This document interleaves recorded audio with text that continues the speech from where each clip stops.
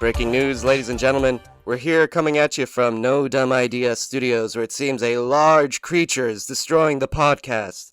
This is your host, Gibbledang here, and I'm joined with... Hello, it's me, leading anchor, Dala. And we have our man in the field. Yes, that's right. I'm out here in the field. It is I, Gymleadernate, witnessing this havoc firsthand. Yes, Gymleadernate, Dala, thank you both for being here, my two top expert scientists in the field and leading anchors. Now, why don't we go ahead and describe the creature that we're seeing right now? I'll go ahead and go first. It seems to be a large, yet small, scaly creature. And for what I'm seeing is definitely a lot of fur between those scales. But what about you in the field? Yes. Once you're this close, it's unmistakable to recognize the stench coming off of this creature. I must say that the waves of stink are blinding the citizens who are attempting to flee for their lives. Yes, it smells good. Everything about it smells good. This creature. So far, it hasn't destroyed any. Well, no, that's not true. It destroyed the podcast studio, but that might actually be all that it destroyed. Might be for the best. It looks like actually, it's heading back too. to the bay. Yeah. Yes. Luckily for us, that podcast studio was barely put together with sticks and boards. It didn't cost us much money. Yes. Well, what's its name? What's the creature's name? Can we do like one where we each come up with like a part of the name and combine it? Like one word at a time? What? Like one syllable at a time? Okay, one syllable at a time. Okay, that makes sense. Why don't you start? Can you, what do you call it? King? Can we say King Ghidorah? Yeah, just King right at the beginning. I actually love that. Sure. I kind of love that. So King something? King. Okay, so yeah, King. King. Mine will be like Thur. That's Ther. That's the beginning part, half of his name. King Thur. Blor. Thurblor. King Thurblor, the kaiju. King Thurblor the Stinky. Ooh. That definitely sounds like something that would destroy the podcast for sure. Oh, yeah. I mean, it destroyed this intro. Mm-hmm. Or maybe I did. Maybe I did. Or maybe we did. Maybe man is the real monster in this intro. Yes. Ooh. Wow. Leading into themes about today's episode, welcome back to No Dumb Idea, a podcast about dumb ideas, and none of them, and good ones, and bad ones, and every other kind of idea. Yeah. As we said before, this is Gibbledang, with Dala and Gymleadernate. And today, welcome. We're going to be talking about, it's going to be a very kaiju-centric episode, very kaiju-heavy. I guess, maybe Godzilla specifically, Minus One did just come out, and we'll give you our spoiler review, non-spoiler review a little later. Spoiler first, and then the non-spoiler second. Yeah, spoilers and then non-spoilers, so, be careful with that. Yes. But before we get into that, why don't we go into how everyone's week has been? Weeks. I guess week. I know for me, been a lot of catching up on homework. I've just got a lot of work to do, and it was just a lot of me forgetting about things and remembering. I have those weeks every once in a while where it's just constant catch up with myself. And it's just I can't hold anything in my brain that week, and I'm constantly remembering you gotta get a calendar. That's right. I was supposed to do that on Tuesday. You gotta get a calendar, my guy. Calendar or something. I love that. I love when people tell me that, because it's a very sheer misunderstanding of how ADHD works. Because I can get a calendar. I've bought 10 to 20. And it's you keep forgetting to get that you bought them. I lose the calendar. Yeah. I lose the calendar. I don't have pens. I forget to write things in the calendar. It's Yes, let's take the fact that I can't follow simple steps and add a step. That'll definitely solve everything. Yeah, more steps. Force it. More steps, more complication, More things to lose. More things to lose, more things like to have to keep track of. That's definitely the way to go. Yeah. Well, I just think you need to stop being lazy. True. Honestly, Yeah, I fair. need to just stop being lazy. So more calendars, less lazy. Or more lazy, less calendars. I don't know. You could do both. Actually, maybe I'll just buy enough calendars and journals that like I'll ascend to the point where I like keep track of everything. Well, clearly, I think what Dala means when he says get a calendar is what he really means is get a calendar for each room in your house, so that no matter what, wherever you go, you'll know what day it is, what you have to do, what room you're in, you know. God, I just picture myself like once a week having all of my calendars and like syncing the calendars up by like it's like Monday running is the like schedule across all 9 of them, running room to room on Mondays to like, okay, gotta update all my calendars, like I got a doctor's appointment or whatever the fuck, I don't know. It's calendar day. Update all my calendars. Yeah, on the calendar you write Monday or whatever. Calendar day. Calendar day, is that a holiday? It is actually. I was gonna say, Calendar day. Everything's a holiday. Everything's a holiday if you look. I'm gonna look it up. Can I Google? Do I have permission to Google this? No. Yeah, no, sorry. You could Bing though. Ask Jeeves or whatever. I don't know. You can Bing it. Yeah, Yeah. you can Okay, Bing I will. it. That's fine. Oh, crap! I have to go to Google to get to Bing. Basically. Wait, that's actually Shit. that's a real thing. Yeah. Apparently, like a really popular search on Google is Bing.com.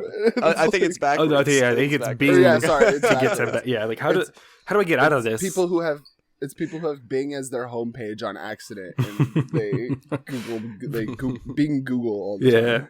It's like, get me out of this bullshit. How the fuck did I get on this? They binged Google help. Help. Other than getting a calendar, what else you got going? Yeah, it's mainly just that. Mainly just that, and going to see that movie has been my entire week. It's been a very, very uneventful week, but you know what? That's okay. Yeah, I mean, it sounds like you've been busy, you know. So it's like just not like eventful and fun activities. In a fun way. Yeah, a fun way to share. I guess I'm sure you've had fun. Nice. I could go. I mean, for me, my week is pretty short too. I've been doing a lot more writing and art, getting back into writing and art, particularly kind of getting that transition. A little more reading too. Just been reading like books. I just finished. It's like a collection of short stories by Eric LaRocca. I think I mentioned the first one last time, but it was what is it? It's Things Have Gotten Worse Since Last We Spoke. So there's some other stories in there that I like finally got around to, and I just picked up, funny enough, The Only Good Indian, that book that Lag 9K had recommended like a while back. That's right. So I'm like pretty stoked to read that. I guess update on Silent Hill Ascension. The other day I was on Tubi, the free like streaming site, and apparently Silent Hill Ascension's just streaming on there. So Already? Wait, it's already. Yeah, they're updating it like I think it was like Thursdays or Tuesdays or like new episodes. Woof. And I tried watching it, and I got like 30 minutes in, and I was like, "This is terrible." Like it's just so bad. Oh no! And then you finished it because you're a real Silent Hill fan. I do want right? to finish it because like I hear there's a scene where because it's since came out that I think the plot is written by AI. Which is weird because it's also something you're supposed to be voting for. Yeah. So That's it's awesome. like, how do you, or part of it's probably written by AI or like something. I saw this post online where basically a bunch of DoorDash companies on DoorDash and stuff have started just using an AI script to fill in the pictures for their food. What? Instead of actually like providing pictures of the food. Yeah. Totally tell. That's so stupid. I was gonna say, and, like, that's my house. Like, yep. what? And people found out because people mainly noticed because like there was like a pizza place. And it says like one large family-sized pie, and then the image that was generated for it was like an apple pie. I was about to say, okay. Because the AI God. doesn't understand that pie means pizza in Yeah. that sense. I have a comment about that, but I'll get into that when it's my turn for the week. Sure. God, just saying the AI is gonna. It feels like AI is gonna make everything so shitty. Oh, yeah. For so long. Yeah. Yeah. Yeah, but I do want to watch the Silent Hill Ascension because I hear there's a scene where, and I think this is less so for the AI, but or whatever. But there's a scene where someone's supposed to get slapped, but they're like across the room, so apparently they glitch forward so they can get slapped.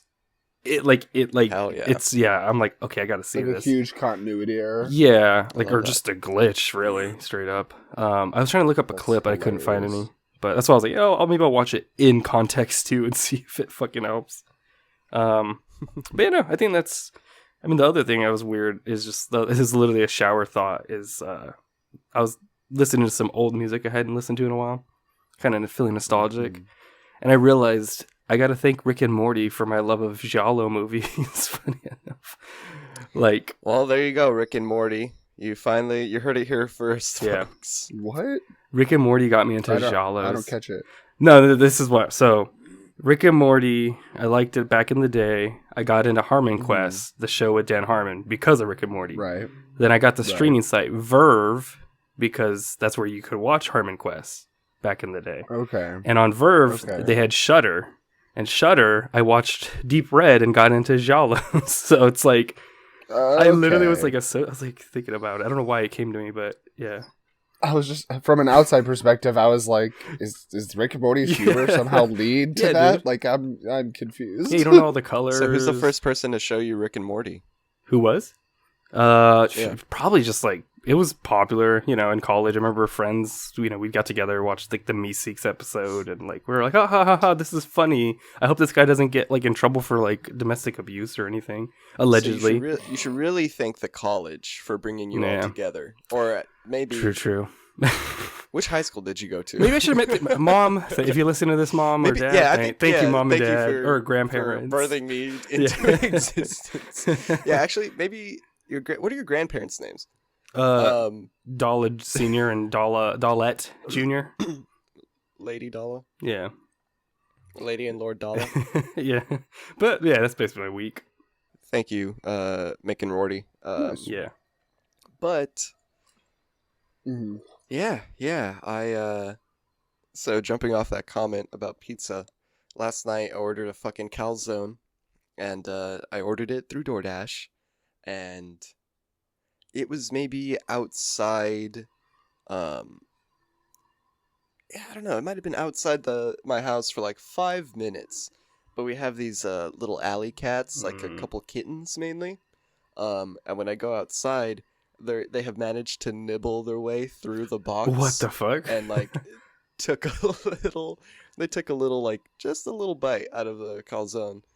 But honestly, it was like I was upset. I was like, man, what the fuck? Yeah. But there's just like a little quarter-size hole in the Yeah. box. I'm like, this is the cutest shit ever. And now you have worms. No, And now I have worms. I hope you do not, but that is pretty funny. No, it wasn't enough for.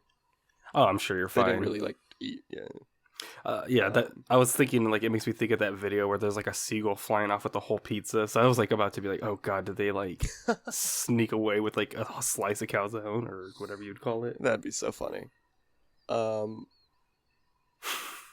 Work up. Steal a calzone. Oh man, that would be A my Whole life Food. goal as a seagull. Yeah. to rob a Whole Foods. Yeah, to steal like Yeah. a whole food item, like a whole That's pizza so- or like a whole pie or like something like ooh Oh, yeah, go ahead, imagine check in the that. register. It's like an Take alley. all Yeah. the fucking money. Just pecking You're like in a people dark until they give alley you what I robbing want. people. They Yeah. would be like, "What the fuck? This Yeah. seagull is taking all the money." I feel like This most seagull's people would robbing just me. freak out. Yeah. I just like I would peck at the things, Nice. like peck at the food I want. Oh, and just, yeah. like, Oh, yeah. peck, meh, just I, make noises at them. Make Robert Pattinson Yeah. Apart noises. from that, it was a pretty slow week on my end too. Just working. I'm also, apart from working my day job, I've been working on an actual Godzilla Minus One mini-mate custom.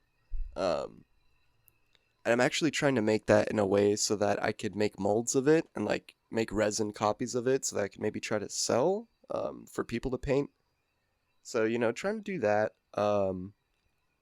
I saw Godzilla Minus One with Dala and Gymleadernate, and actually managed to catch it twice. First time was an IMAX showing. It's pretty sick. Second time was in an empty theater with a friend of mine, and it was cool. It was cool both times. Apart from that, just kind of really getting into the Godzilla groove of things, the Groovezilla of things, and Nice. just rewatching a bunch of classic Godzilla movies. Last night, also rewatched the classic movie Godzilla from TriStar, starring Matthew Broderick, directed by Roland Emmerich. That's a lot of fish. That's a lot of fish! That'll be $5, baby! Do you want fries with that? Yeah, my favorite Godzilla movie. Yeah. That's a Screonk, right? Yeah. That kind of leads me here. Not much else, just kind of listening to the same music that I've been recommending. Although the Spotify Wrapped just came out, and I don't know if anyone else uses Spotify, but it's super interesting to see like the music habits that you have throughout the year. And I feel like every other year I usually listen to like different things. But I guess this year I was a little more stagnant. Kind of sad, but whatever. Yeah. Other than that, that was it. That was really it for my week. Nothing too exciting apart from Godzilla. Yeah. Should we jump into our spoiler review and then our spoiler free afterwards? Yeah. Spoiler first, then non-spoiler. Yeah. First things first, Godzilla's gay in this one. Yeah, Gayzilla. I knew it. The moment that he came on screen, he when he did that Z-snap thing, I was like, "Oh my god, are they actually going to do it?" He comes on and then he goes to roar and he just goes, "Yas." Yes. Nice. Insert gay joke from me here. I don't know. No, what is it? She's serving cunt. Yeah. What's that? Keep hearing. She's serving. She's serving cut on a colossal scale. Oh my god! What the hell is that from? I haven't heard that. You haven't seen that? I haven't heard that or seen. We're here on the that? ground and we're witnessing the calamity caused by this great Oh, what's Yes. happening now? Oh dear God, she's serving cunt. Oh my lord!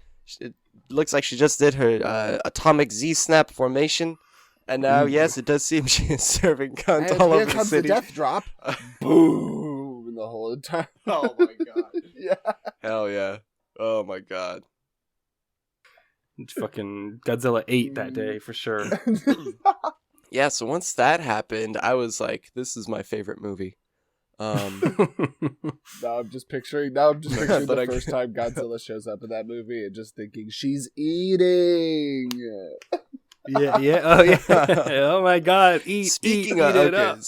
let's get into like a quick non-spoiler rundown of the plot. Yeah, we got Godzilla Minus One. Starts off with a kamikaze pilot landing on an island for repairs, Odo Island. The pilot's name is Koichi Shimiaki-san, and it's an island that repairs airplanes, and he's a kamikaze pilot, and he's like, oh yeah, for some reason my plane is fucking up, and I wasn't able to go through with the mission, and at that point, once he tells everybody that, everybody throughout the movie kind of like looks at him with shame. They think that he's like a traitor, basically. They're like, dude, what the fuck? This is like, you're supposed to go out for the country. So he ends up, staying there for the night, kind of goes to the ocean, gets his mind off things, sees that there's like dead fish rising from the sea. And then, I'll let you guys pick up from there. Well, it is, we're sticking spoiler free here for this breakdown. I would say for the most part, the movie starts with, with his story, and it really tracks how his life is entangled with the appearances of this monster, of Godzilla, starting back on Odo Island with the first sighting of Gojira. And throughout the movie, it's a tracing of this man's journey through his own PTSD and his own trauma associated with Godzilla, as well with like kind of making a story about confronting a death wish and confronting the idea of like of human frailty next to the fighting of this giant lizard monster.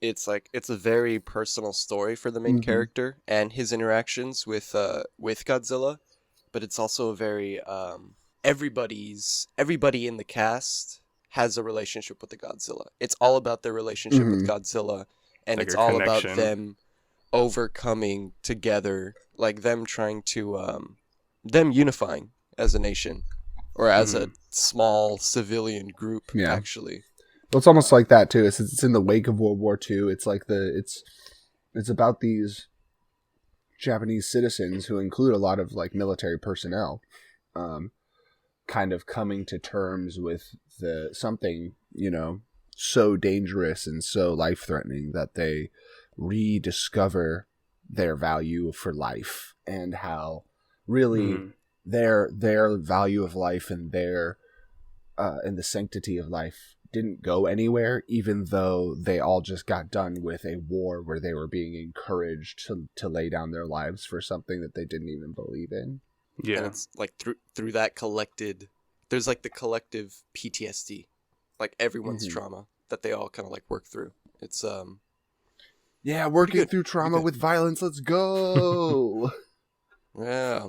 I mean, to add to that too, I was gonna say, I like that throughout the movie, especially so there's a lot of like overarching arcs for everyone. Like, this is funny because I feel like this is one of the first Godzilla movies where I feel like the human plot is almost more important than the Godzilla plot.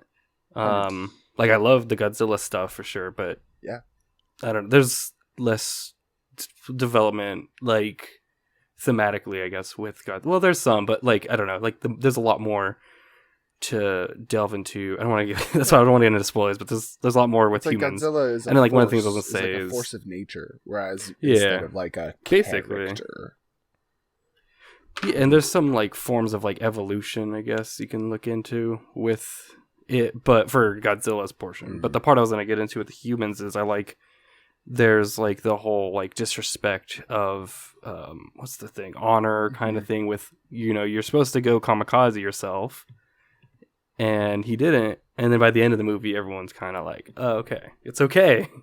like someone said earlier, it's like the value of like life is like changed and perceived. And I think back then, I think in World War II, the reason they did kamikazes is because it was cheaper to make planes without ejector seats or something, right? And and then cheaper than making. So it was like the excuse of, here's for honor, you're gonna like do the ultimate thing, and it's like, no, wasn't it also politics. Like they were losing? Wasn't it like a last ditch like effort to like? I think it's like a mix. Like, fuck it, like I think it's like they were running low on like guns and bombs and like things that they could use instead. So it's like the politicians probably were like, let's. I'm not like a Japanese like historian, I should say, but like I think if I remember hearing or looking at a documentary, it was like they didn't have the funds for it, so the government kind of was like, if you do this, it's like the highest form of honor, and like so it's like kind of putting that on its head. Yeah, and also that's like it's like the whole attack on Pearl Harbor and things like that. It's like they believed. Like, the Emperor believed that if the reason the kamikaze pilots were necessary was because if last-ditch attempt, if he could just wipe out the naval forces of the United States, he believed that Japan might be safe from the United States. And then, the nuclear bombs showed that was not the case. Yeah. I also want to add that just a funny thing I realized, like at the start of the movie, is like I've been to 2 IMAX movies and both circled around the bombing of Japan. With this being one and the other one being Oppenheimer. It's just like, Jesus, what are the like coincidences? I better not be the only ones you see in IMAX. No. Well, I mean, I hope to see more, especially more Japanese. I mean, the good thing is one's American, one's Japanese, so it's at least, I don't know. Flash forward 10 years and Dala's like, oh man, so I've seen a bunch of IMAX movies, but they're still all about the bombing of Hiroshima and Nagasaki. Like, I love the idea of like, I go see Spider-Man 5 or whatever, and it's like, yeah, there's like a weird scene where they just do a flashback to the bombing of Hiroshima, and it goes back to Spider-Man. It's like, what the hell? The other thing I wanted to bring up is like, this movie very much feels like a remake of the original. I actually seen the original like prior to this, like just like to compare, and if it's not like a shot for shot, but there's a lot of things taken, and I really like the way that they did that, and it's kind of cool. It's like a more fleshed out human experience. That's not true. Where was the white American reporter? His name's Pete Davidson. But it's not played by Pete Davidson. Like, it's a guy. It's so funny if Pete Davidson made a cameo in this movie, just because. So Gibbledang's referencing that so Gojira came out in Japan, and then when America made it, they made a character that's a reporter, so that there's an American in the movie, and his name was Steve Martin. But this is like in the 50s before Steve Martin was like probably born. So that's right. Yeah. Probably like the same year Steve Martin was born. Probably, like, yeah. Or he's like where they're like, what's the most popular baby name in America right now? Steve Martin. True. Steve Martin. Got it. Perfect. We were talking about like, you know, the value of life in this movie and how much of it impacts. Also, like, yeah, when talking about trauma, when talking about, you know, it makes a lot of points about trauma and about how like they use this phrasing in the movie about like of saying like my war isn't over yet. That's what I was gonna say. And when is your war over? And I think that's very, very impactful because it's like anybody who's been through severe trauma and dealing with the lingering effects from it can very much understand that analogy and how it's like you're still fighting through it every single day when you wake up, and fighting every day like for a reason to wake up, and it can. And this guy has. He's insanely shell-shocked and has survivor's guilt. A lot of survivor's guilt. He does not want to be alive. He does not want to be alive. Damn, do we just... Should we get into spoilers? I think it's time. So... Do we just get into spoilers? Spoiler alert. I guess real quick, like before we go to spoilers, what is like? Would y'all recommend? Do y'all like this movie? What I guess. Yeah. I figure everyone. I mean, this is hands down the best monster movie I've ever seen. Now, I haven't seen all the Godzillas, obviously, so I'm not as versed. But for me, this is definitely the best one I've ever seen. It's like especially because it was also a period piece. It's really just like the best of both worlds because it's basically you get all of the emotional impact and weight of a very like a well shot and like period drama, and then on top of it you get these amazing Godzilla moments. Yeah, and I will say funny enough, I feel like each movie that Japan makes for the past like few years, I guess it's mostly just Shin and this, but it's like they've managed to make Godzilla more scary or more like unpredictable, surprisingly. It's great. I also highly recommend if you haven't seen it, go out, skip the spoiler part, but go out, go watch it, and come back and genuinely I think it might be my favorite Godzilla movie, which I guess I feel bad because there is the original 1954 that I'm like, that one's awesome, like, but even then I think that might be number 3 for me. I still appreciate what it brought, and everything that came after that, obviously, but it's probably gonna be like Minus One, then Shin Godzilla, and then Godzilla. Hey, I think That's I think you're allowed to do movies. that. I don't know. I feel like a lot of people Uh, will say like a lot of times where it's like any series, they're always like, oh, the first one. It has to be the first one is the best because it introduced the whole series. And it's like, nah, Yeah. it introduced the concept, but like if something else improves on the You can concept, perfect it yeah, later. perfects the concept, then that's just the better version. Like, Yeah. I would say top 5 for me. I think this is one for sure you can put as your number 1 and no one's going to be mad, you know? Mhm. And I think I'd mentioned too at the movie, the good thing is there's so many Godzilla movies and they're so vastly different that they're almost like a subgenre of their own where it's like, if you want a goofy one, there's the goofy ones. If you want like this, like serious, like post-war drama, there's that. Sure. Shin Godzilla's like the stress one. If you want to be stressed the fuck out, like it's this options if you want for a everyone, classic American sci-fi story arc, you can trace the Bryan Cranston one. It's a little bit more just like very straightforward sci-fi action. Like, and you feel sad for the villain, for the kaiju at the end. I do hope. Yeah. We'll talk about it later, but I do hope we get a little. I do hope we can get a little bit of that in a possible sequel. Yeah. Well, All right, so spoilers. Let's get into spoilers. Spoilers.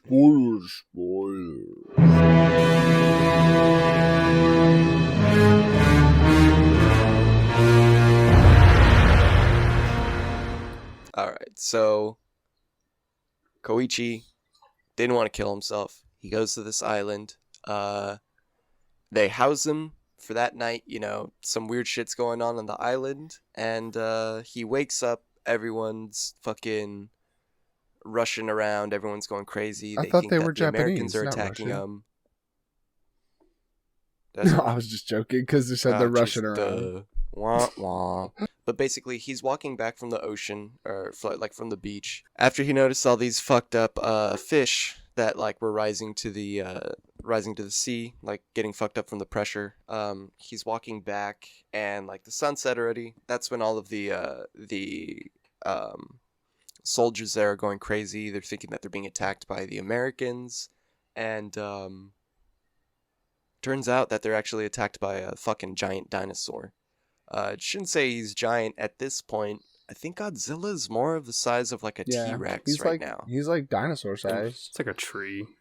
Yeah. Yeah. Like as big as like a tree or something. In the beginning of the movie. But in the beginning of the movie, he takes out damn near everyone on the island except Koichi and a mechanic. I think his name is Tachibana. Tachibana. Yeah. Tachibana. And in the process, of course, blames himself because there's a moment where he is in his fighter plane, guns ready, and is told to shoot, and freezes and does not shoot on Godzilla. I mean, we learn later that most likely it wouldn't have done much, but no, probably not. Well, it's before it's when he's a dinosaur. I would be kind of curious because he does become irradiated. Yeah. But it's cool. I think the thing I liked about it is you can tell the hesitation is also from him being like, well, if I shoot, will this attack me too? Like, I don't want to die. I really don't want to die at this point. That it wouldn't notice him. Yeah. Basically. Big Jurassic Park moment. Mm-hmm. Oh, yeah. They had a great Jurassic Park moment with the eye. They do a great homage to that Jurassic Park scene with the spotlight on the Tyrannosaurus eye. Only instead, it's the sights of the gun pointing down at Godzilla as he starts to notice Koichi is inside the jet. Yeah. And then from there, basically, so Godzilla fucks up that island. Koichi, skipping ahead a little, he basically goes home, but his parents are, because he goes home to like, where is it? It's not like in Hiroshima, but it's like somewhere it's been bombarded. He's in Tokyo, right? It's like outside of Ginza. He's outside of Ginza. And, his family, he's like, where's my parents? Yeah. They're gone. The neighbor's like, fuck you. You were supposed to have died because you're a kamikaze. And my kids are dead because of you. And then Koichi meets Noriko, who's like this, she's just running around with this baby. Kind of seems like someone like lost also from the bombing. And they kind of form like a found family, the three of them. So it's like him, Koichi, Noriko, and then what's her name? Akimo, I think is the daughter. Akiko. Yeah. And what was the woman's name? Sumiko or Noriko? Noriko. The So Sumiko. Noriko the his Well, which Su- one? so Which one is Sumiko is the Right. neighbor. Noriko is Is the the like main main- the wife or the yeah, mom. the love Quote, unquote, interest esque.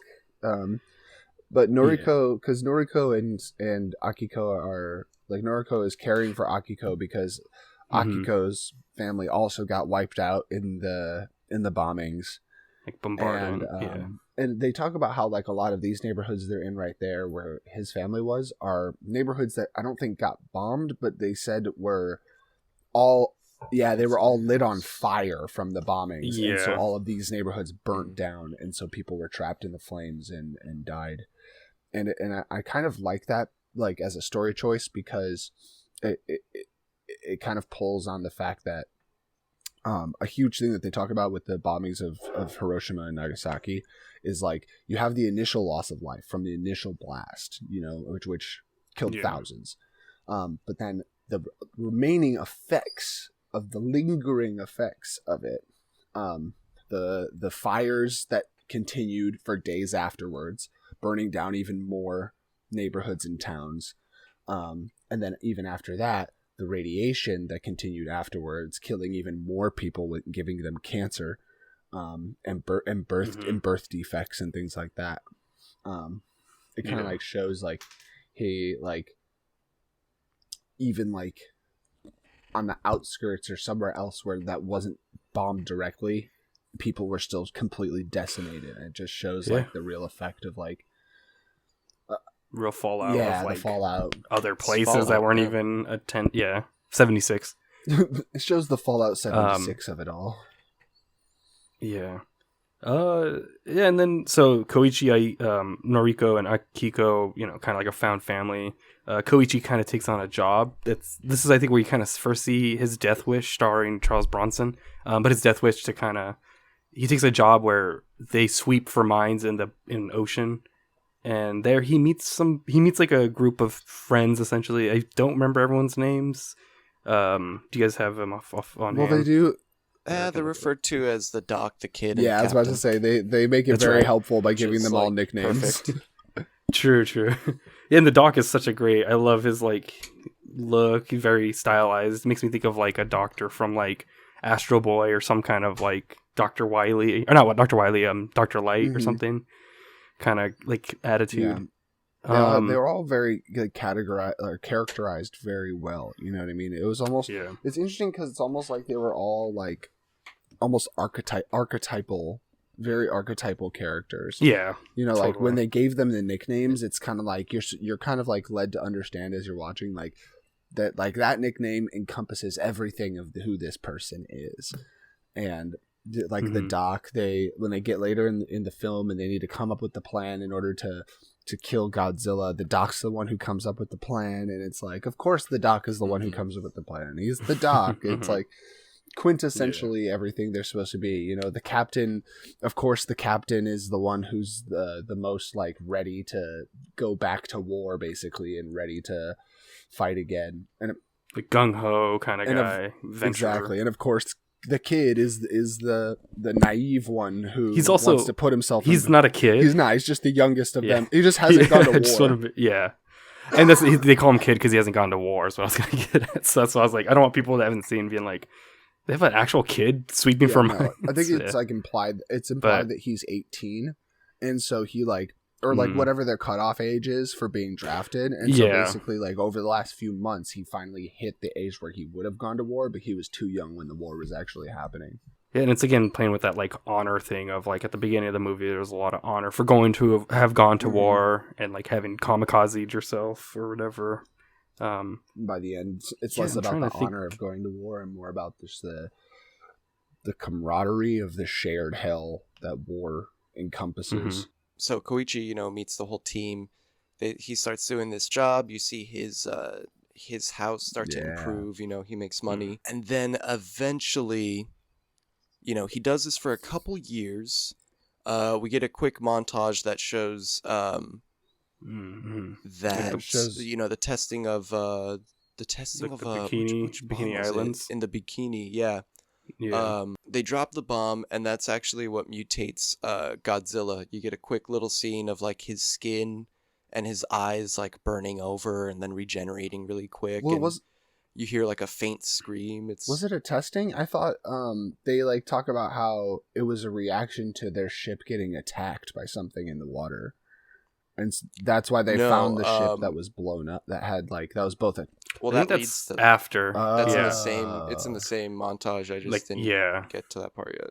They see that this big ship has been destroyed, and immediately fucking Koichi's like, "Holy shit, this is Godzilla."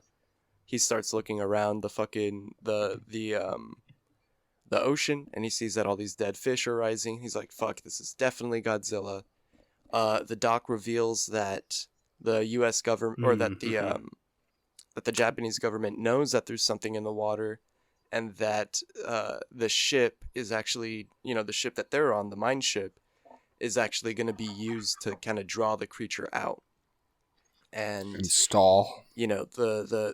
then stall for Yeah. time while this other destroyer comes to basically see what's going on with Godzilla. And they tell the ship, they tell the doc, the kid, everybody there, like, you could defend yourselves, but you could only use the mines that you fucking recoup from the ocean. And then they also have a gun on board too, like a And they turret. do have a gun. They do have a turret that they use to blow up the mines usually. Yeah, and eventually, they're sailing around. More dead fish start to rise. They're like, "Oh, we gotta flee. We gotta get the fuck out of here." But the captain stands his ground. He's like, "No, we gotta stay here. We gotta try to fight off Godzilla. We gotta be the ones who do it. We gotta protect Tokyo." And so they let the other ship that's accompanying them know, like, "Oh, hey, Godzilla's on its way." And just when he does that, fucking Godzilla rises and destroys that ship. And Gulp. fucking basically, Gulps that eats shit. it, destroys it. He ate They that immediately day. start ate. fleeing. He ate, yes. Yeah, they immediately all start fleeing. They start. And Godzilla is in pursuit in a really tense Like chase scene. Yeah. Really fun. They're dropping mines. They have 2 mines. They managed to get 2 mines. They drop one of them, and it manages to do some damage to Godzilla, like on the outside a little bit. But they see that he Yeah. heals. So like, fuck it, let's go again. They manage to drop a mine into Godzilla's mouth, which I think you see in like all of the promotional material. Mhm. Yeah. Koichi manages to go up there, shoot the fucking mine right in his mouth. Full Jaws moment. It's a whole Jaws Yeah. moment. Godzilla, the side of Godzilla's face and head explode off. Mhm. He's basically dead for like 5 seconds. He's like floating in the water, and immediately he starts to regenerate, and just the little bits of skin like bubble up and fill in, like Wolverine, Deadpool fucking status. Like a level. Yeah, that shit was sick. I think the whole theater was like, oh, and I didn't know that was coming. looked So it's good. like, fuck. Yeah. The whole theater was pretty fucking like, oh fuck. Yeah. It felt like a zombie. It It felt like did a zombie. feel like a basically, zombie. little bit. Yeah. Well, another thing too. His eyes, -1's eyes, the design that they gave Mhm. him. He has the most human eyes, I feel, like for any Godzilla, and they just look so angry. They just look incredibly. He's an pissed, angry you know what I boy. mean? Yeah. He's a very angry boy. But Koichi passes out, wakes up in the hospital. And at that point too, the battleship comes and Yeah. Godzilla starts attacking that, and that's how the boat crew get away. But yeah, then he passes out, I think, from blood loss or everything basically. Yeah, just like shock and blood loss from hitting his head when the last mine went off and kind of threw the boat a little bit. But he wakes up. He wakes up in the hospital. Basically, the first confrontation with Godzilla is over, and he has to go home, and he has to, he starts breaking down more in front of Noriko, and Akiko. He starts becoming more distant because, the thing that caused all of his trauma when he had landed on that island is now back and is stronger, and he knows it's coming back again. It's like symbolic. So they of course, he has frequent dinners with his crew from this project, it implies, and they learn that, Gibb said, the Japanese government knows that this might be a threat, but due to the disarmament of Japan and the international relations of forcing them to destroy like all of their fleets and all of like a lot of their military tech, it feels like they kind of allude that there's nothing that's going to be done, and that Godzilla is just going to be a problem forever. That was another thing to add. At some point, I think around this time or maybe before, Noriko gets a job in Ginza. Yes, as like a secretary, front desk person. Yes, and so at these dinners with the crew, they of course they're like kind of drinking sake and pushing him about about getting married to Noriko, and he keeps saying that he can't get married to Noriko, and she takes this kind of as like, oh, he can never love her. We kind of find out later that it's because he in his head is still fighting his war and that he hasn't moved on yet. But so she starts kind of preparing for the future, and so she gets her own job so that she has a means of income and stuff, which leads into the second attack. So yeah, and the second attack happens, and the alarm, like the sirens go off, and this is the first time Godzilla's making landfall on like mainland Japan, and the main character, Koichi gets word that from, I think it was the radio, that it's like broadcast, that it's Ginza. Ginza. Ginza is the one under attack by Godzilla. So he grabs his motorcycle that he bought with his minesweeping money and takes off to Ginza immediately. And by the time he gets there,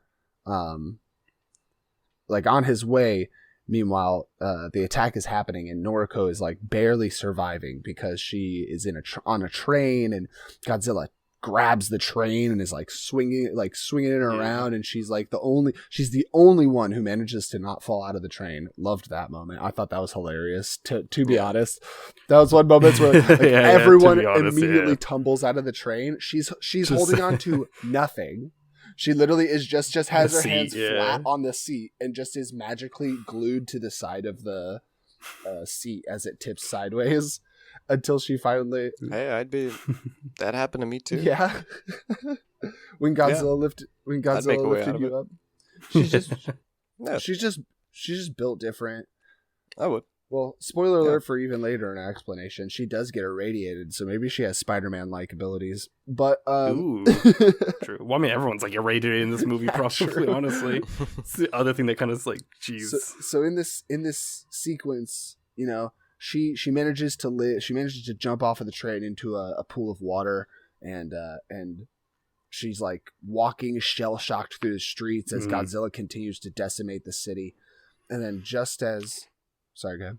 One thing I liked about this scene, I love that it's rare in kaiju movies, but when it's there, I like it a lot, is you actually see people like getting squished and flying around and like the actual ground level like destruction. Yeah, Gibbledang was talking about which this is rare, too. funny enough. Yeah, like before when we were talking about it, like the shots of his feet hitting the ground and seeing the people kind of like get thrown into the air as the ground breaks and snaps, like. It's crazy. And they get to a moment where I believe Godzilla is getting fired upon by another tanks. Yeah. And finally our main character Yoichi has found Noriko. He's trying to get her out of there in order to get her safe, and she's completely traumatized and like in shock. And they all of a sudden there's a really cool moment of stillness. There's two really cool stillness moments in this movie. The first one's here, and they center around the same thing, which is Godzilla starts to charge up his heat ray, which of course they do that amazing new little detail with Godzilla where all of the spines on his back, as they start to glow, actually they move and they protrude even more from his body, and then they all stick out even more, and then right as he fires his laser, all of them sink back into the body like it's a weapon, like he's a weapon. And he fires his laser, and in this movie it literally makes like a nuclear bomb explosion. Like it is, you see the mushroom cloud, and then you get a shot of the pressure wave destroying and blowing away everything in its path.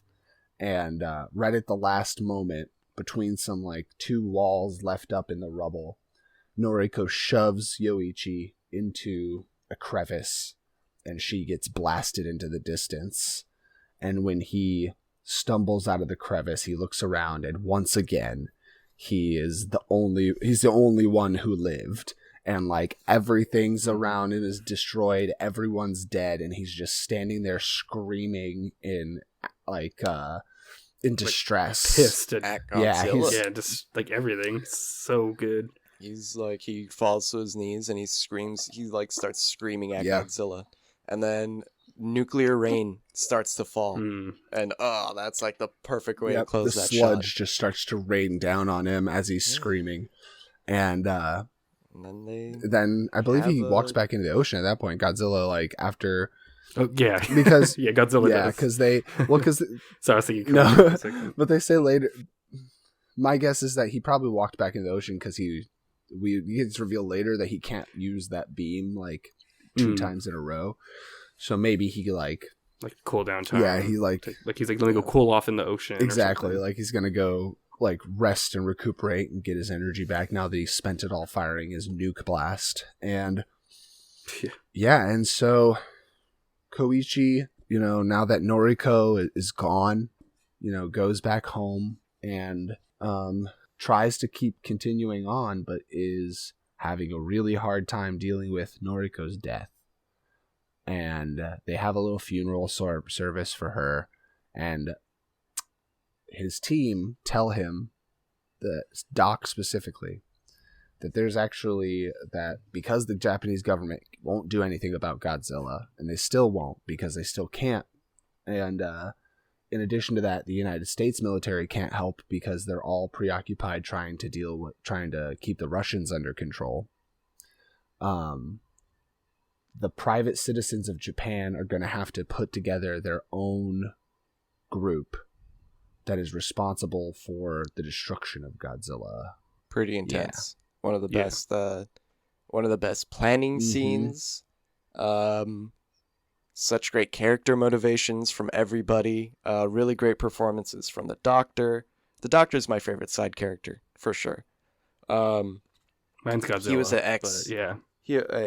He was an ex Navy weapons designer, I think they said, and so that's why he's able to, or that's why he's just coming up with all these plans right off the bat. Because at one point too, he made buoys that can sense Geiger, like a Geiger counter buoys to know where Godzilla is or detect him. It's a pretty fucking solid plan to take out Godzilla. It's interesting. It's new, and I would never have thought of it. Yeah, I like. It's great. New, and it's all based in real fucking science. Yeah, it's science. It's all based in physics. And I like how they allude to it too because of the whole. I don't know. I don't remember this ever being a part of this thing, but the whole dead exploded fish from pressure change. Yeah. That's it's a huge allusion to the plan that they come up at the end. It's a foreshadowing because they're every time he comes up, he brings fish with him, and the rapid pressure change kills all the fish and it turns them inside out. So we're going to force rapid pressure change on Godzilla by surrounding him with Freon tanks that will instantly cause him, when they go off, will cause him to sink thousands of meters, and then we're going to... They're going to do this in the deepest trench of Japan. In a trench right off the mainland that they found that goes particularly deep. And then Plan B. Yeah. You want to give Plan B was? Plan B is the flotation devices that they're going to have attached to those so canisters so that once he reaches that depth, if he doesn't instantly get like imploded from the pressure, then they're going to raise him back up as fast as they can to try and explode him from the decompression. Give him the bends. Yeah, they're going to give him super bends. And it was pretty funny how they introduced Plan B, in my opinion. Because they go over Plan A, and people are like, "But what if this doesn't work?" And they're like, "Look out the window." Please, I draw your attention to the courtyard, and I was telling these guys too that I just for some reason I just thought it would be really funny if they're like, "Look to the courtyard for Plan B," and there's a whole mech suit there, just like ready to be piloted. And then if that doesn't work, we'll beat the shit out of him. But like, let's try the science plan first. Yeah, the more complex one. But that's where like they look out and it's like I guess some guy that's like, oh, I own like this the balloon industry that made like inflatable rafts for ships. Yeah, inflatable rafts for ships, and they show like that's what we're gonna do. We're gonna tie these too. So the plan's like underway, or like everyone knows what the plan is, and you get some people that are like too scared to because it's just citizens, like volunteers, and most of them are ex. Like fucking vets. And so a lot of them are like learning like, no, I kind of want to live. Like this is where you kind of get that like transition from old honor, kill your like you die for your country to like, no, I kind of want to like try to survive and like value of life. There's a line where like one of the government officials there, he's like, I know what you're we're not going to lose any lives this mission. Like, we're not going to lose any lives this mission. Yeah. He's like, we're not going to lose any lives this mission. And then there's this another mechanic or another soldier that's there. That's like, hey, if we have a chance at life, this is already better than wartime. Yeah. And I love that. I love that because it goes back to the whole, like, you know, they want to live. Yeah. Value of life is like it been in perspective, and But which one are you gonna say? Yeah, that line is so good. Like when he says, this is not a fight to the death. That's what he says. He's like, this is not war. This is not a fight to the death. This is a fight for life, and he fight for the future. And there's an important moment too where the guy who's organizing he's an ex destroyer general, and he tells Destroyer. There's a moment where someone stands up and he's like, I'm not going to risk my life for you. I'm not going to risk my life for this. Like I have a family to protect. I need to keep them safe. And he goes, listen, I'm not the emperor, and this is not the government anymore. We are private citizens. If you stay of your own choice, and if you leave, you're allowed to leave. You can leave right now. Yeah. And we all understand because we all just got through something horrific, and we're not going to force you to do something horrific again. We just went to you because you all are our best shot. And it's funny because rewatching the scene, it's like 9 out of 100 people leave. Yeah.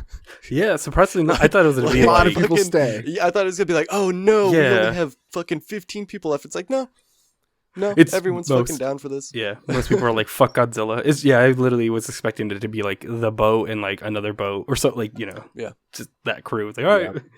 But so they have like 10 days or so to kind of get the plan underway. In the meantime, Koichi's like, really like, I want to, like, he talks to Doc. He's like, can you get me a plane so I can kind of be bait and kind of get Godzilla like distracted while y'all do the circling of like the line around and sink him.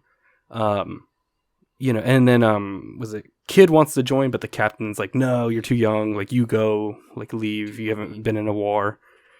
And so the doc shows Koichi a plane like that he managed. It's like the most like prototype, it's like a prototype of like the most coolest plane ever. Like the war never finished, or in time for the war. That was the one thing where I was like, okay, this is cool, I don't mind it, but it's like, we also happen to secure a super plane. It's like almost like Super X from Godzilla 84. Yeah, exactly. Like in a sense, but like 50s version.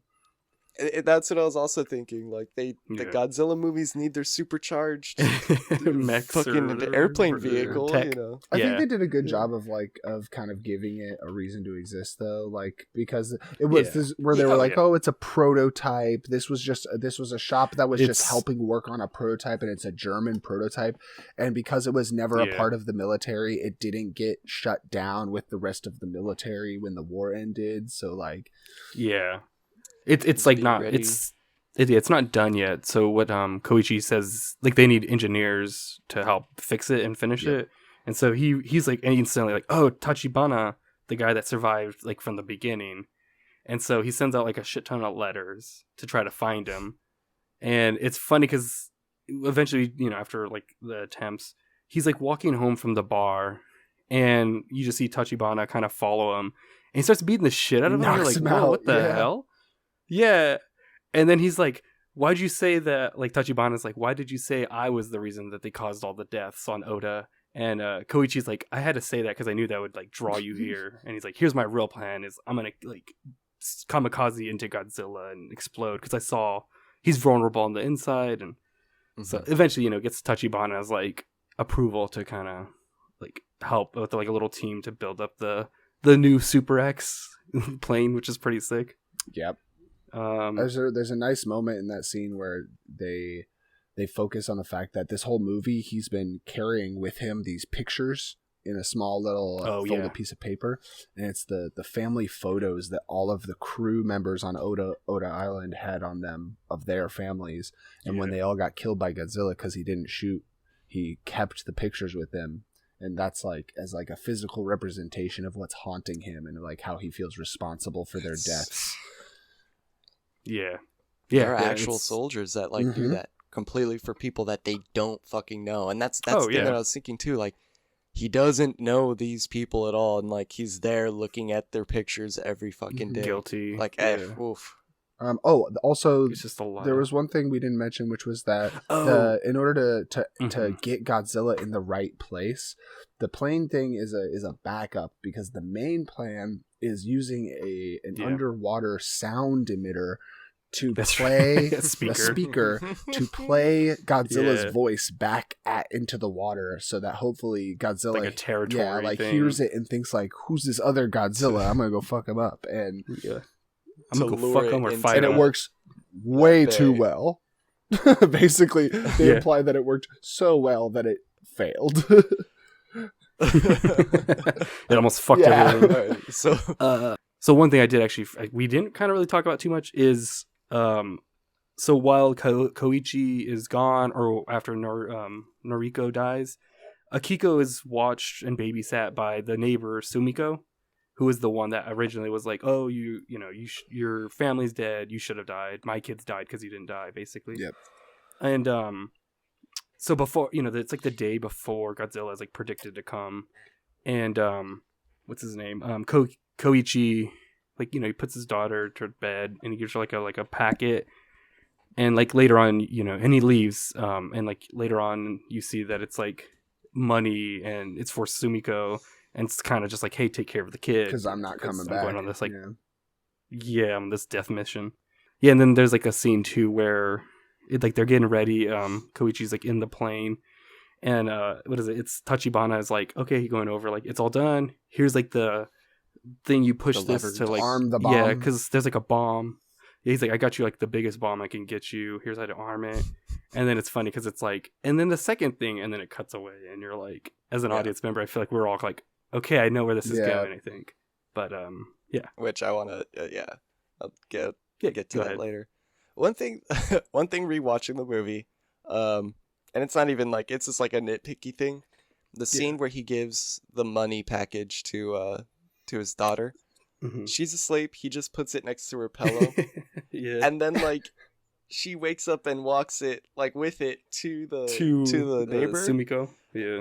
And I'm just like, okay, I love this movie, but that's way too convenient. Yeah. Like how what if there was a day? What if a day went by and she's just like eating cereal in bed, or like for like a whole day? She can't read. Like, she never looks at the envelope. She doesn't know it. That's important at all.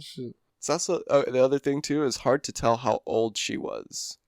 I'm sure if you follow the years, because she might be 3, but I'm like, yo, she's a really articulate 3-year-old. I don't know if like that's... She also cries like an actual baby, like more than And like, when a she kid, Yeah, which is weird to me. I'm sure it's dubbing I or think something. three or 4 is like exactly where it is. But yeah, I think they used a recording of a dubbed of a baby crying because it because that was a little too, and it sounded the exact same both times. So it's like Yeah. Essentially, like Akiko is the character we hate the most. So, Koichi, he rides his bike to the to the warehouse that has the Super X plane. He, like you said, there's that scene. He's ready. And then they start getting ready with the plan. All the destroyers, the doc and the captain, they get ready and they sail out. They tell the kid that he can't come with them, that he can't do anything. He's got to stay behind, because he's too green. he hasn't experienced war. And you haven't seen the innards of another man. Kinky. Oh, damn. Okay, side note. This sorry. I wanted to bring this up before. There is a moment that it makes me not tear up, but it's really sad because the neighbor, she lost all her children, and there's a point where I think it's before Noriko, before she dies, she's like, "Oh yeah, I'm gonna get a job." And Koichi's like, "Oh, well, what do we do about the baby?" And he's like, "Oh yeah, Sumiko said that she'd watch him, or she'd watch her. She already raised 3 children, and she was really excited. She was really excited when I asked if she could watch her." And I was like, "Oh my god, that's so sad." Yeah, they paint Sumiko as this person who is, obviously she is also extremely affected by the war by losing her kids. And she, right when he gets back, she's like an absolute asshole to him because she's like, you and all the other failed soldiers are why the America won and killed all our family and killed my children. And it's almost like her maternal instinct is, she is like, if she were to have her nickname, like there's the captain, the kid, she's like the mom. And she is mom incarnate because right away. Oh, she's straight up like a grandma for like Akiko. Yeah, they call her Auntie Sumiko or whatever, and they call her Auntie. And she, like, right away they show at the beginning that like, oh, she's like, what are you like? Are you gonna breastfeed her? And she's like, no, I can't. And she's like, okay, well, you have to make this gruel. You have to give it to her this many times a day. And she's immediately like, you are gonna kill this kid. Like, you do not know what you're doing. And so she sees her in need. Right when she walks out, she's like, "There goes my prized white rice," and it's like that already shows her fucking character. Which I love it too. She gives the rice and she's like, "This is for the baby, not you." Yeah, like I don't give a shit about you guys. The baby, Good character. But I think now we're just straight up started. I don't think we missed anything else. I think we're picking up in the next Godzilla fight. So yeah, they deploy the first destroyer. Yeah. So in the beginning of that fight, they have a random ship that has the speaker with Godzilla's voice tied to the bottom, and they're all like, "All right, we started the plan, let's go." And then suddenly that ship gets fucking thrown. It gets thrown onto the mainland, and then you get like a message over the radio like, "All right, the plan's not working. Like, what do we do?" Godzilla's like already on land. Yeah, they're immediately like, all right, we just have to wait for the decoy team to get him into position. Then they see the decoy team's boat fly by, and then the announcement immediately is like, decoy team destroyed, Godzilla making landfall, run! Like, and that's when it's time for Koichi to come in and fucking. So this scene I actually really loved. Godzilla made it to mainland. There's a wide shot where he's surrounded by greenery. And it just looks like a classic Showa, like him in an open field with like, surrounded by like trees and stuff. It was really fun to see. He's destroying like countryside villages. And Koichi fucking goes in, shoots at him, manages to distract him, piss him off, and lure him back out into the sea. And there's even some scenes where like Koichi being back in the plane, like, he almost looks happier. He looks like there's moments where he kind of smiles, but he's like trying to stop himself from being like, nope, I can't do that right now. Yeah, he manages to lure Godzilla out into the sea where they start with the plan. Yeah, they get Godzilla out over this trench, and they send one destroyer after him. The destroyer's a decoy. There's no one on the boat. It's just got like ropes and everything manning it. And it's sent after Godzilla because they know that Godzilla is going to hit it with its atomic breath, which it does. And now they're like, okay, that that's out of the way, we know he can't use it. He needs to recharge. Let's go in for the plan. One thing that's cool too about that is you can see after Godzilla uses it, he's like kind of scarred and healing slowly. Yeah, kind of, or like I fast. That too on the like second so powerful, time. it like that burns him from the inside out when he uses it. Yeah. So it's like cool to be like, oh, and it like makes it more visually like, yeah, he's got to cool down and heal up, and yeah. That's true. Yeah, he can't just keep doing it, or he'll fucking blow his face off. Damn. Second movie. Hey. And so yeah, the plan starts to go good. They basically have two destroyers with like a not rope obviously, but like metal wire in between that's carrying all these Freon tanks. They manage to like circle around Godzilla, wrap all the tanks around him, and they detonate it. Yeah, they detonate their plan A is working. Yep. Plan A's working, and Godzilla starts to rapidly sink. He starts to charge. I think he was charging at first. Yeah, and then he was charging at first. Mm-hmm. They were waiting for the moment he was going to shoot his breath, and then they sunk him. You get a really fucking cool scene of a glowing blue Godzilla, and then all of a sudden you hear like a vacuum or like a decompression sound, and he fucking cracks under his own weight a little bit. It's like goes dull. Everyone like in the theater, blue light disappears. Everyone in the theater was like, ooh. Yeah, it's this great underwater sound effect of like his powers like turning off, like where basically you just hear this like I love I just keep thinking about Ocean Gate. Literally, this movie kept making me think about Ocean. What is it? Ocean Gate is the. What is that? No, what's it? No, is it Ocean Gate? Ocean's 11. What it's called? You're thinking of Ocean's 11. No, the dudes that went in the submarine. Oh, you're talking about Titanic 2? Yeah. Like or whatever, and not 2, but you know what I mean. But yeah, that just kept reminding me of that because that's basically what happened to Godzilla. So now they need to inflate the balloons that they have around him. So he kind of chews his way through the cords and gets rid of the rafts so that he's stuck at like 800 meters or whatever it is. And the people on the boats are like, we don't have like enough power. Like they're trying to pull like the ships apart to kind of pull Godzilla up more again, but they don't have the power. The Freon tanks that are wrapped around him have cords that are still attached to the ships, even though he slashed the flotation devices. And so it's still attached to it. But he's trying to, I guess, swim down while they're trying to pull him up. And so they're pulling at each end, but you know what? 2 destroyers isn't enough. But that's when you get a better recreation of like a Star Wars scene where it's like, hey, sounded like you needed help. And like, what do you know? But the fucking kid has brought the rest of the Japanese like civilian tugboats. Yeah.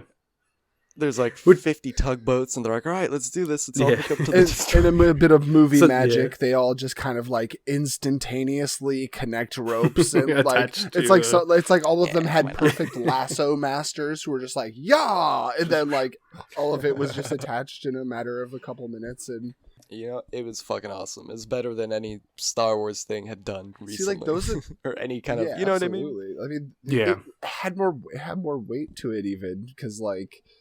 I don't know. It's just a real endgame moment. It's so because it's stressful. It's stressful because you're like Godzilla's like 800. He's stuck in the middle. Yeah, there's no plan C. Like it's like fuck. What is going to happen? There is a plan C, but not that anyone else knows about. Only Koichi knows about Plan C, which is Plan C for kamikaze, spelled with a C.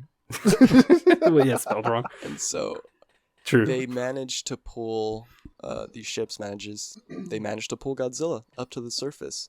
And as he's rising, you do get a really fucked up shot of his eyes bulging out of his fucking head. They're like gray yeah. and like dying. Like So he comes up with white eyes, which one, it seemed like a really cool reference to GMK. one of his. So I'll get to that later too. I was saying because GMK his eyes are white in that. Well, yeah, that too. Oh, GMK because his eyes are white. But this director actually, this is the first or the third project that he made featuring Godzilla. The second was directing and like doing the effects for Godzilla the Ride in Japan, which came out like 3 years ago. Mm-hmm. And then the first one was directing a Godzilla dream sequence in another movie where Godzilla destroys this like neighborhood in Japan. And it's very visceral and like it's very destruction heavy, like, you know, very much a foreshadowing of like the kind of Godzilla story he would tell. But in the first appearance or in the first design that he used, his Godzilla has white eyes too. nice. Which dream sequence is that from? It's called like, Or is it? It's not from a movie. It's like from something like a short film. no, it's from a movie. It's Oh, it's from. from I'll have to which- find it. It's got like a weird name. Gotcha. But Which it's, they all do. Yeah. And so yeah, homeboy's he's on the surface. He's frozen. He's partly frozen. His eyes Looks are like bulging. shit. He looks insane. Yeah. Well, so after he gets pulled up, there's a moment. Yeah, there's that moment where they kind of like give him a pseudo death again, just like when he got his face blown up by the mine, where, you know, he has a moment of stillness where he's regenerating. You know, he's getting back into working order slowly, and for that split moment, they all think the plan has worked, but all of a sudden, he starts to move again, and he starts to look around and try and get to the destroyers, and then I believe right now is when he immediately starts charging again to go into another blast. And they're all like, it's so soon, he's doing it again. And they're like, yep, he's doing it again. And there's this moment, the second stillness moment of the movie where he's charged the blast all the way up. All of the people standing on the ships realize that they are out of ideas. They do not have another plan, and they're just kind of standing there watching him, and it's like this slow motion shot going from person to person of them accepting that they're all about to be destroyed and blown up by Godzilla.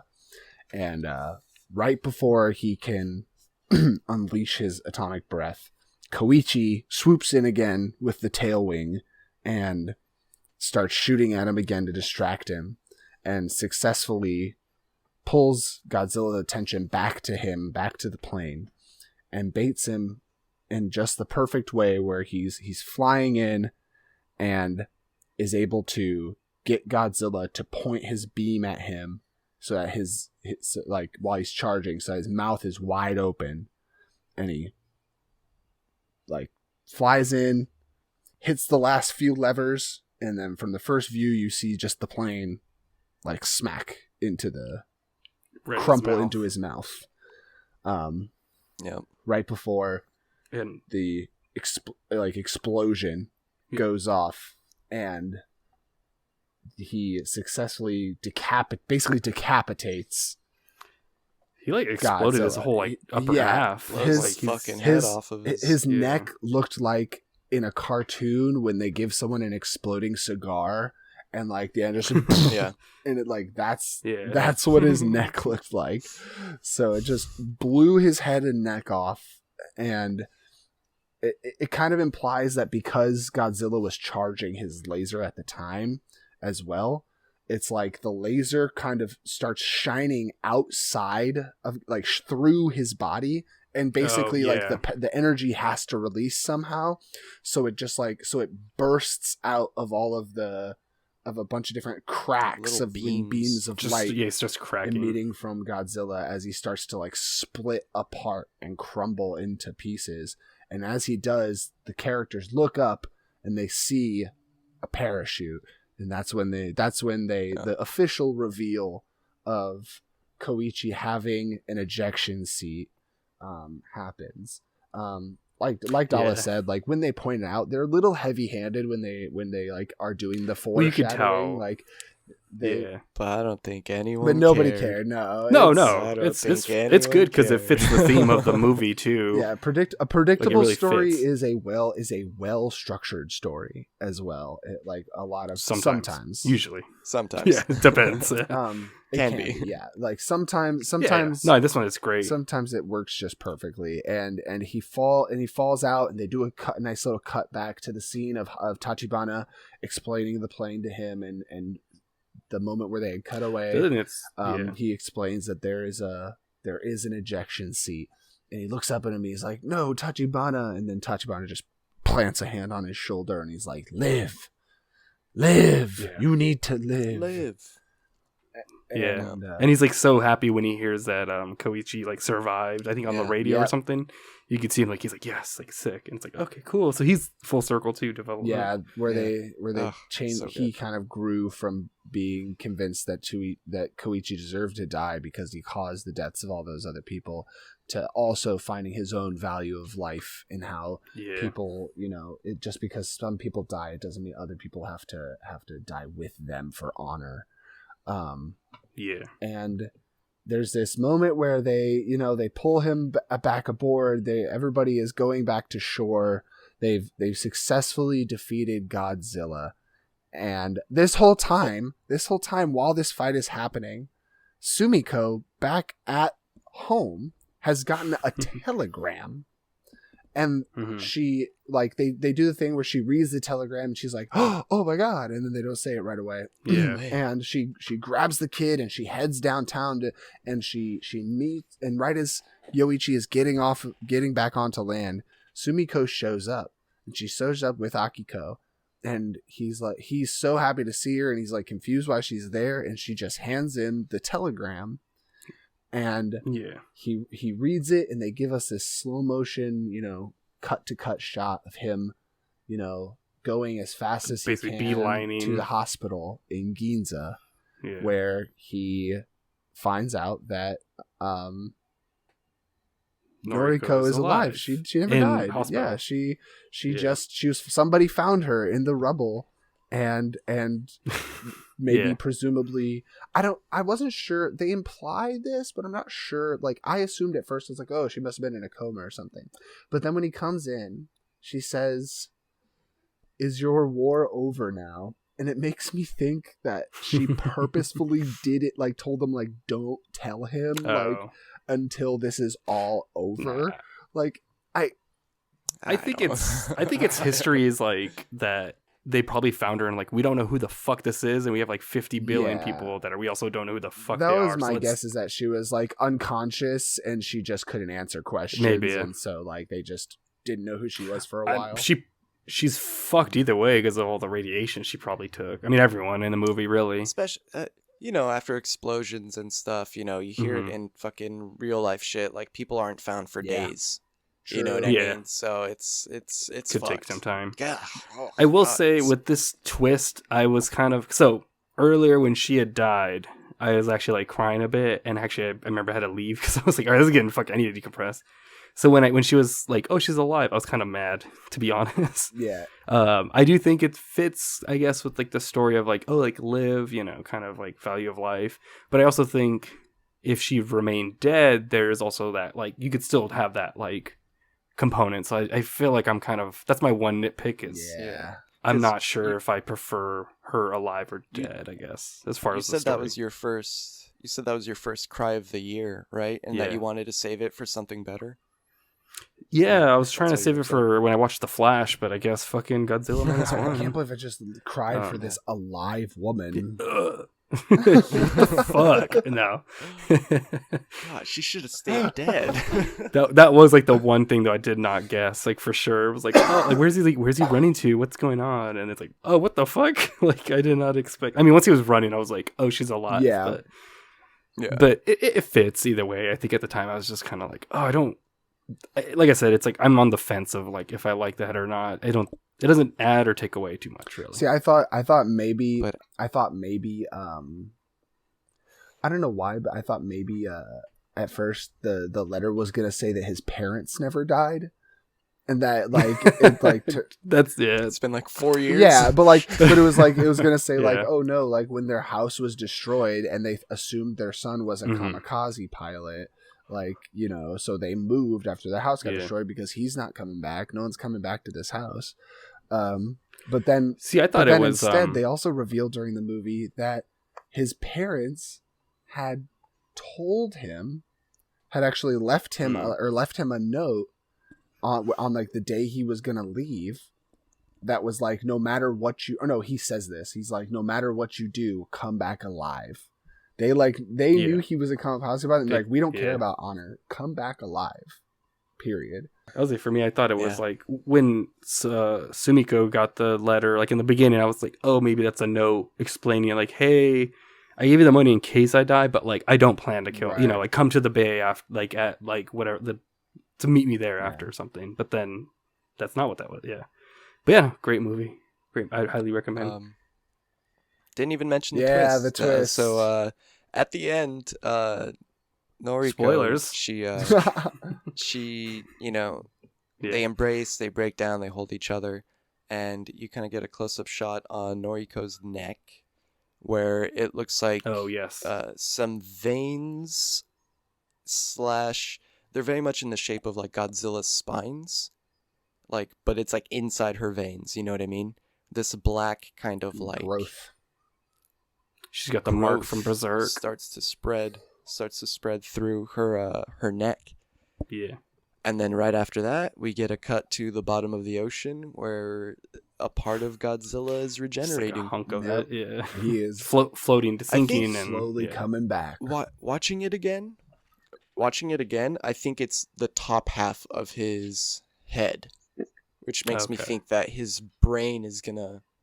remain That the he same. still technically or has his brain. I don't know. So he But maybe it looked two. like it Maybe was there'll be like the two top half Godzillas. of his brain. Like maybe like if they do a sequel, one will grow into a smart Godzilla, and the other will be a dumb Godzilla without a They brain. should call it two Godzillas. Two Godzillas Two minus one. Godzillas. There are two Godzillas, and one of them is dumb Godzilla.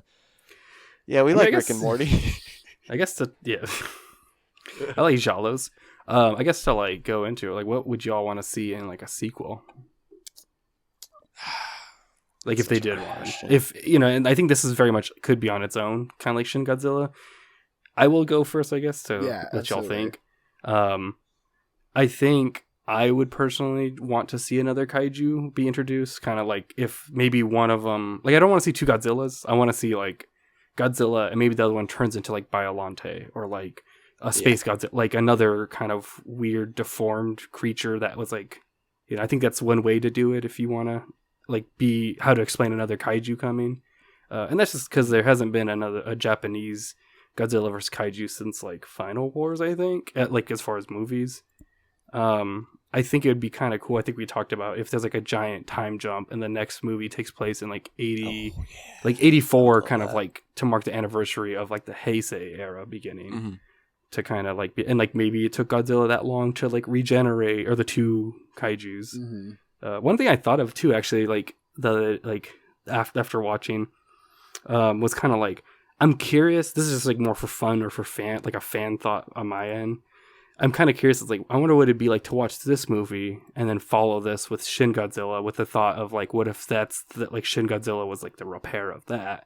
Because it's like it repaired to that, and it's always evolving. In like Godzilla Minus One, there was like, it's just kind of like a fun little thought, I guess. I don't know if there's stuff to kind of loopholes or not, but like, it's more of I'm like just the curious. fact that it. Well, isn't it's there? like mix and match these movies. No, doesn't Shin Godzilla mention a Gojira?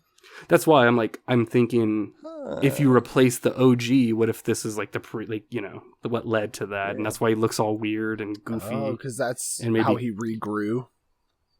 yeah, yeah, and because he's always evolving in this one kind of too, not to that extent, but I think Gib, you'd mentioned I think I don't remember if you mentioned today or in person, but in the beginning he's a dinosaur, and then once he gets nuked, he Yes. looks more humanoid, stands up, eyes in front. My favorite part of this, yeah, just the fact that he becomes much more of a mammal once he, Looking, I yeah. guess, radiates, gets irradiated. It's his posture changes. He stands up straight. His eyes move from being on the side of his head to the front of his Mhm. head. I mean, his fins And then his eyes are a lot more human. his fins protracted Pardon? and stuff, like you were saying, Gymleadernate, kind of more mechanical too. It's interesting to have evolved of that. Oh yeah, I the don't spine movements with firing his Yeah, laser. spine. Yeah, I feel like that's full. Really, really. I feel like cool that's stuff. they did a good job of kind of showing that he almost that the atomic power inside him is almost too much for even him to control. Mhm. And I feel like that's Yeah. what they kind of leaned into that with the spine thing, where just charging up the power literally distends his body and is moving his bones just to use that power, and and it destroys his own body when he uses it. Yeah, but what are some sequel stuff that you would all want to see, if there's anything, if anything? So, I was having a hard time wrapping my head around a sequel to this because I'm like, fuck, I can't see a world where Yeah, this does, where this creature would fight another creature. But I'm thinking, fuck, I guess I don't know where even to if go it's with, a the mech whole, or something, it would be cool, I think, for me. But yeah, I guess I don't know where to go with the whole them being radiated, whatever Godzilla's effect does. But I can imagine, True. to see another kaiju, it would be so Godzilla returns however many years later he needs to, and they're on his time. The Japanese are just like, fuck, what do we do? Maybe let's try to come up with some kind of corrosive weapon to destroy it. But inadvertently, maybe they use it on it, but the corrosive fucks with it, or kind of mutates with the Godzilla cells, becomes Hedorah, which is the giant smog monster. And what if it becomes Godzilla versus Hedorah? Messages about climate change, about the way that meddling of man is gonna fuck up the environment as well. Either that or Biolante, because there are really good kaiju that they could use, but I just think that they also have to have a message, just like Godzilla did. Mm-hmm. I think, okay, I think what Gibbledang saying is exactly what I was thinking too, where the radiation I think has to play a pivotal role in order for it to really feel like a good sequel. And I think with the Biolante thing, if they kind of because can you remind me how Biolante is created in the original? Yeah. Can I do that one? Because I love Biolantes. I actually had this as part of the game for the last episode. Let me read what I wrote down. Biolante, created by a doctor, splicing cells of Godzilla into a rose, which he had already spliced with his dead daughter's cells, so Biolante has her consciousness as well, to an extent. Okay. So So what I was thinking is they reveal that a lot of people who survive these attacks from Godzilla have the radiation stuff on them, the growths that look like his spines. Yeah. And so a scientist, takes it upon themselves to try and cure this cancerous radiation cancer type thing that's caused by Godzilla. So he experiments on actually, we could even make it, what if it's his daughter? He experiments on his own daughter to try and cure her of the Godzilla radiation, and instead accidentally, he's oh, Godzilla's immune to this radiation and Godzilla can regenerate through it. So if I splice her DNA with Godzilla, then maybe my daughter will live. Ooh, that's So smart. he yeah. Or try to make a cure based off of his cells or Yes. some shit. So Yeah. he tries to make a cure, tries to cure his daughter. His daughter just instead further mutates and accelerates her mutation, and she becomes Biolante. And then I am Biolante. like It's, but that's sick. That is cool. That makes sense. Well, that you can have her as a good kaiju. Yeah. You could basically make her like True. and it would suck because of my god, that Like- sucks. That's so like- good. That's so that fucking like they keep it a sucks. secret. Like they keep Biolante a secret because Yeah. she's not like actively hostile. But then Yeah. Godzilla attacks again and comes back, and like I almost imagine a scene where the scientist like refuses to let his daughter monster go fight it, and then then Biolante kind of like breaks out on its own and is like, Push no, let me go. I'm the one who must do this, and it's like, and that. Or it's Yeah. like, they put her in the like Godzilla's previously radiated zone, Mm-hmm. which like might not be even radiated anymore. They're just like, okay, we gotta hide Biolante here. We gotta make it be like, you guys can't come in here. This is like a fucking almost like Chernobyl-esque. Mm. And it's like from a distance, like you look at this land and it just looks like lush greenery and just everything, but it's literally just like a dormant Biolante. Yeah, and Yeah. Oh, you that's so can, sick. You can kind of use what they did in the most recent American series, where they just kind of say like, oh, like when these kaiju exist at the same time, they can feel each other's presence and they'll always be drawn to each other to fight it out and duke it out for territory. It's like territory, almost And like the. I actually don't like that part of the But I think movies. I feel like it should be based off of something else though, where instead it's more Godzilla just senses that that something else is now a giant source of radiation like he is, and it's in his territory. like in his energy over territory. there, kind of. You know what I mean? Let's say you could do the territory component because that's like hinted a lot in this They one. did, yeah. Like their territory, a lot of like animalistic kind of behaviors. One thing I noticed too that they really do hint on, they keep mentioning G cells, Godzilla's cells, getting his skin, getting skin samples. Mm-hmm. I remember seeing that, being like, oh, okay. I think that'd be the I way to think go. that's might be a carryover. That might be a carryover too from like the original, because there was a doctor in the original that's like, I want to test Godzilla, and then like Surasawa was like, no, let's just fucking kill him with the oxygen destroyer. Because this would be cool if this ended up honestly, it'd be cool if this ended up a trilogy in my mind. Because in my mind, the natural disaster environmental comment would be the third movie. Mm-hmm. It would be the first. It would be a more direct sequel, like consequential sequel with the harms of the radiation, and then something more about like. Because that would be about the power of progress, because like that's what I was about to from like say. the 60s through 2000, is like some of the most exponential growth in technology and progress that we've seen in mankind, like across the entire history of man. So yeah, I don't include myself in that group. I distance it for moral reasons. I think it would be a great, like, especially if they do jump around like throughout history, you can definitely do like, here's like, it's parallel to like the long-term effects of like microplastics and like Wi-Fi and like, how Wi-Fi is fucking up bees, kind of like you can do that environmental thing, and like that'd be kind of cool actually. Yeah, like to have it span generations to kind of have that. It's like I'd like that too, because then it's like a full. You watch all three, it's a whole like a whole cycle, whole arc. As well as like the mini arcs in each movie. So hear me out. Yeah. Right. So Godzilla Minus One. Rawr, I'm bearing with you. Rawr. Yeah, go on.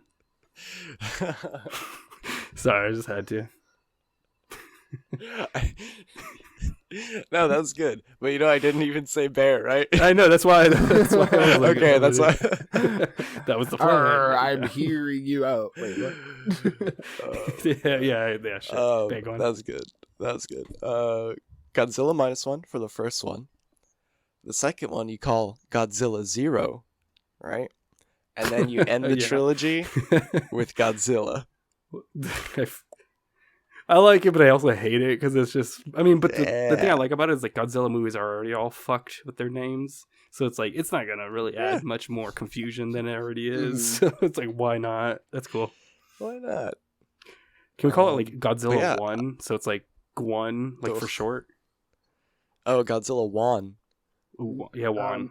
Ooh, Directed by James it's a Wan. post-war. Ooh, yeah. Well, actually, let's talk. Speaking of which, why? Like, this is called Godzilla Minus One, but like, why? But he doesn't do any math. What the fuck? Yeah. Yeah. Well, I guess the go ahead, director's reasoning is that like post World War II, Japan was in the negative, or it was in the zero. Like they were at a complete deficit. Like they were, in terms of like After the bombing and everything.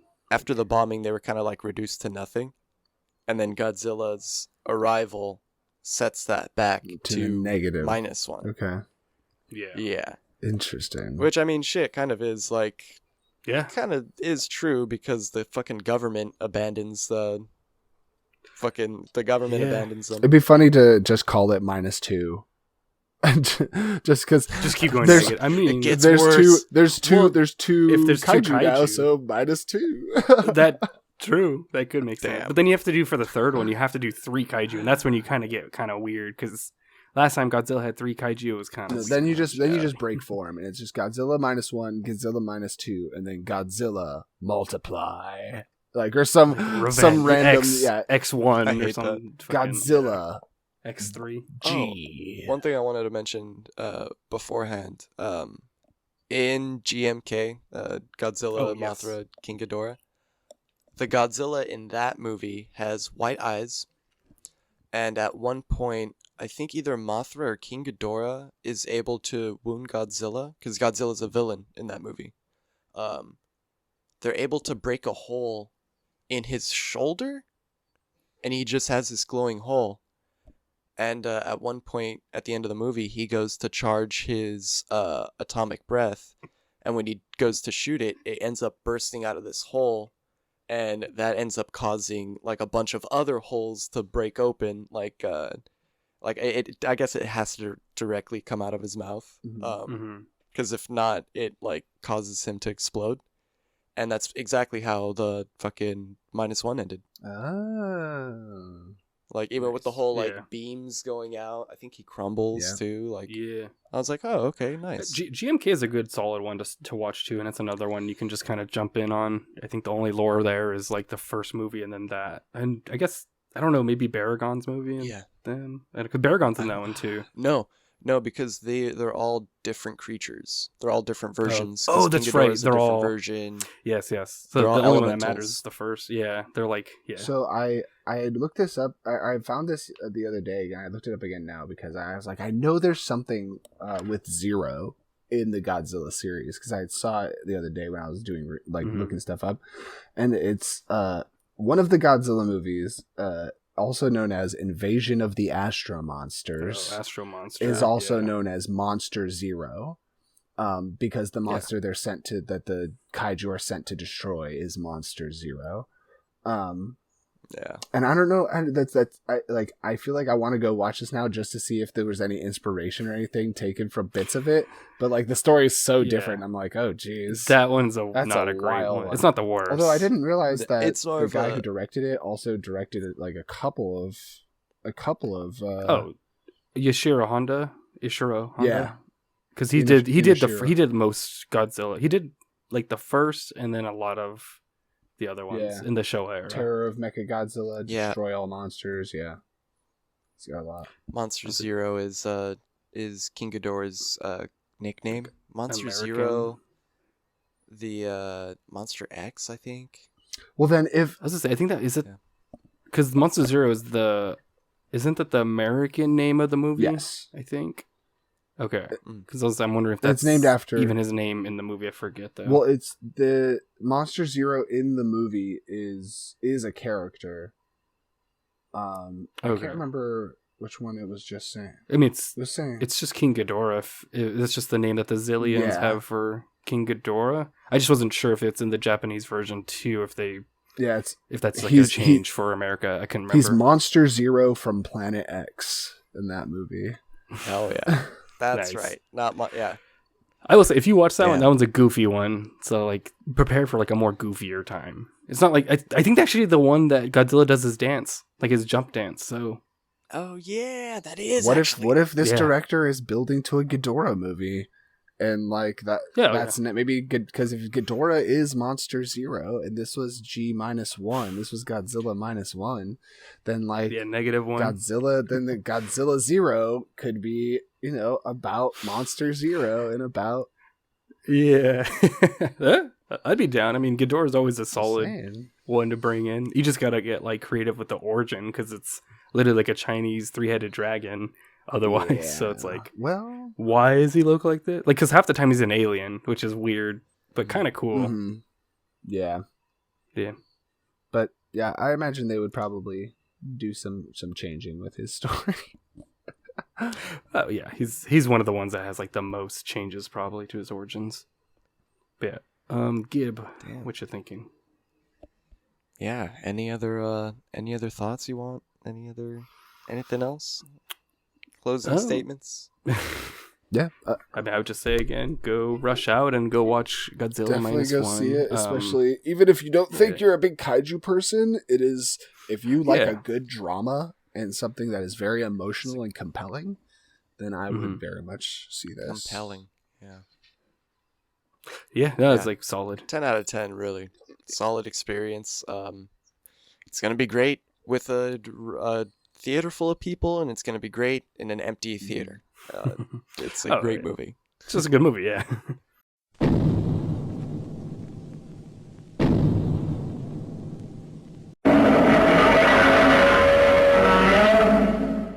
So, I think that's about it for Godzilla. Godzilla plus fun, we should say. Ooh. -1 plus fun. That actually was a joke from Hack the Movies review. Amazing. They did a review, Fuck. and he says it's Godzilla plus fun. Oh no, one of them calls it minus fun actually, because one of the guys didn't like What? it. So I guess we're it's new plus fun. Yeah, it's one guy. Although I guess it's not really fun. It's a good time, but I wasn't Yeah. like, yay, yippee. Which maybe that's what that guy was there for. Is he just wanted That's actually probably what he it wanted is. the whole movie to just go cool, no sick, radical. True. -1, more like minus fun. That's original. Yeah, y'all got any plugs? I'll do mine first because they're always simple. Gymleadernate on everything. Not really not involved in much else right now.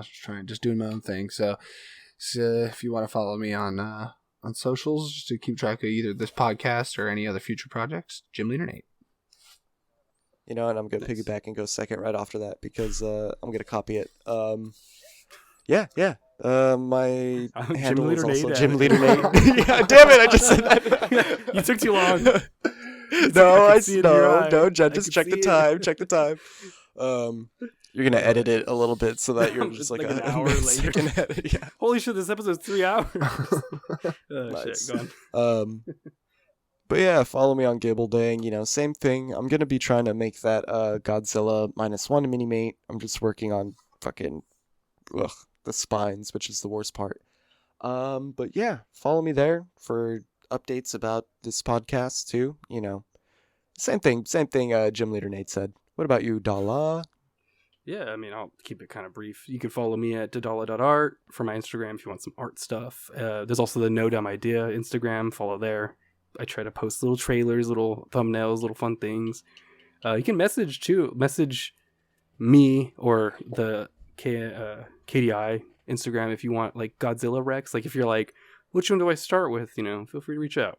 Yeah, I think that's about it. I mean, we have a Gmail as well, I guess.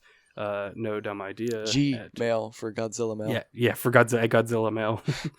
But yeah, that's all of my plugs, my screonks. All right. Damn it! Can we redo bleh. Can we redo that with okay? I love the part you're like, can we like fucking up the ask? What was it? Sorry, go ahead. I was gonna say, let's redo that, but with calling all the plugs Screonks instead. Screonk. I think it's Do you have better anything that to we end on. screonk? No, I Ask- think it's better we end on me stuttering. Fair. All right, bye-bye, everyone. Yeah, it's like Thanks whatever for you wanted to listening. say. No.